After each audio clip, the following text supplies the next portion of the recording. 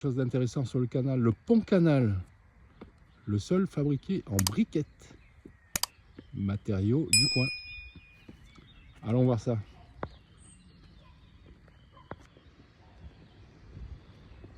Et vous voyez donc le canal qui passe au-dessus du Tarn.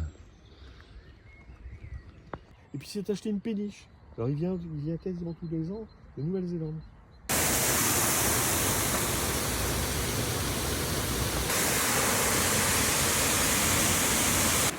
Quand on regarde, l'eau monte quand même très très vite. Hein. Ça y est, écluse ouverte, bateau décroché.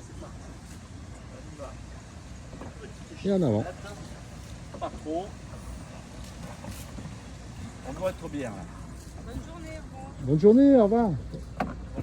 Donc là, le bateau va emprunter ce fameux pont canal. Passer en haut du machin. Et apparemment, les personnes vont jusqu'à Castelnaudary.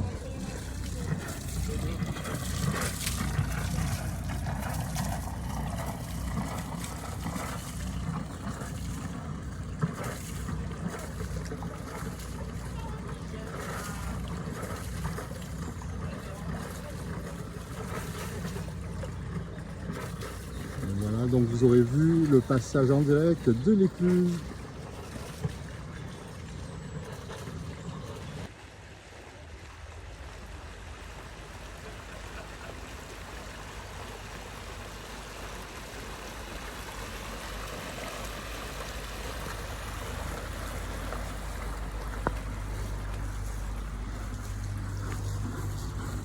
Et voilà, le bateau sur le pont canal.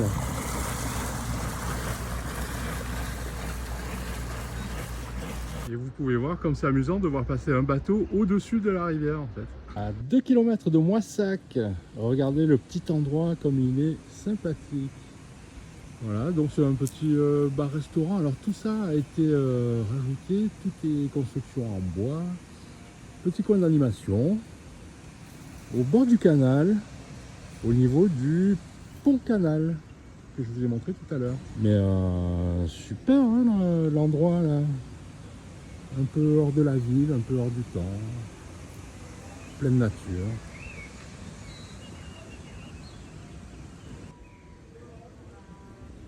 Voilà la petite oasis.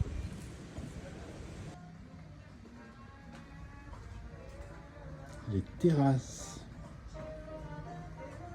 Voilà, en préparatif pour l'ouverture. Bonjour madame.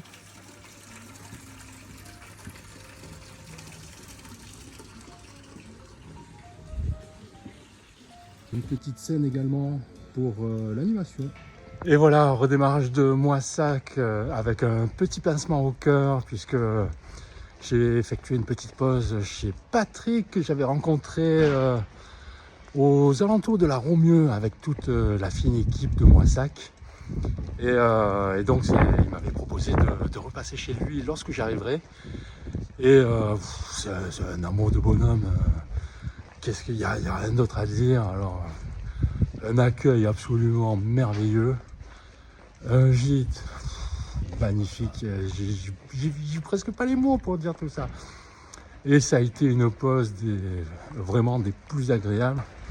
Donc c'est pour ça, petit pincement au cœur. J'ai revu toute la troupe, plus quelques pèlerines plutôt, parce qu'il y avait que des pèlerines d'ailleurs.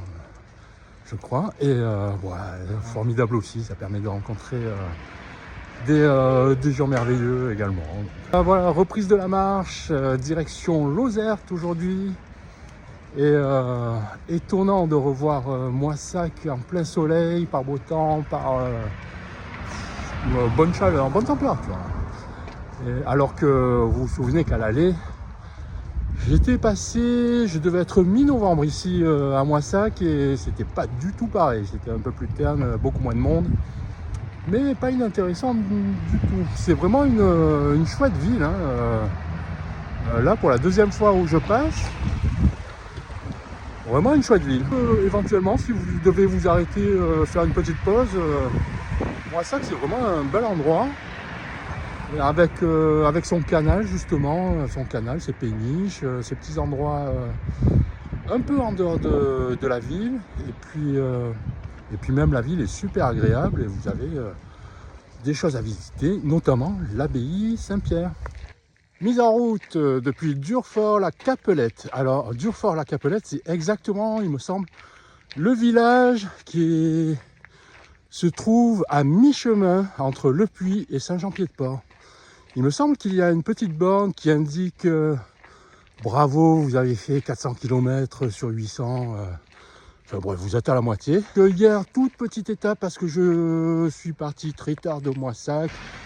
J'ai traîné en fait à Moissac en compagnie de Patrick et d'une autre pèlerine. Voilà, le matin, on a pris notre temps parce qu'il faisait très beau. Elle avait une petite étape à faire et moi, je n'étais pas vraiment pressé. Et le bistrot, oh ben ça alors il est ouvert, je crois. Et voilà, donc pour ça, ce sont aussi ces moments-là qui sont importants sur le chemin de Compostelle. Hein. Il n'y a pas que la marche à pas forcer tous les jours. Enfin, moi, j'en croise pas mal de personnes comme ça. J'en ai rencontré pas mal. Des personnes qui ne faisaient que marcher. Ils avaient que ça en tête. Et en fait, ils passent à côté de... j'ai presque envie de dire, ils passent à côté de l'essentiel du chemin.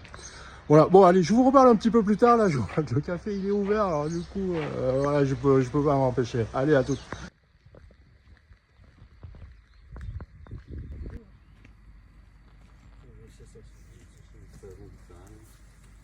Petite vue du Tarn-et-Garonne, alors là, nous sommes entre Moissac et Lozerte. Alors comme vous l'aurez deviné, ça n'a quand même rien à voir entre l'hiver et le printemps. Hein. Là, on a des couleurs. On voit bien parce qu'il n'y a pas de brouillard, le ciel, bon aujourd'hui ça tombe mal, le ciel est un peu couvert. Mais ceci dit, on a quand même les couleurs des champs, vous voyez, il y a des champs de colza, des champs de je sais pas quoi, enfin il y a un peu de tout, voilà. Mais ouais, les arbres sont en fleurs, c'est nouveau visage, alors c'est le même chemin, mais nouveau visage. Oh, ce super pigeonnier qui est un peu l'emblème des pigeonniers. Je sais que je l'ai déjà vu en photo pas mal de fois. Vraiment très belle préservation, très bel exemple de pigeonnier d'époque. Hein. Je ne sais pas de quand ça date exactement. C'est un petit peu avant ou après Lozerte. Voilà. Voilà, je viens de me taper une petite montée là, ça met en forme. Hein. Oui, c'était bien le pigeonnier du Chartron, qui est quand même très connu parce qu'on voit souvent des photos de ce pigeonnier là.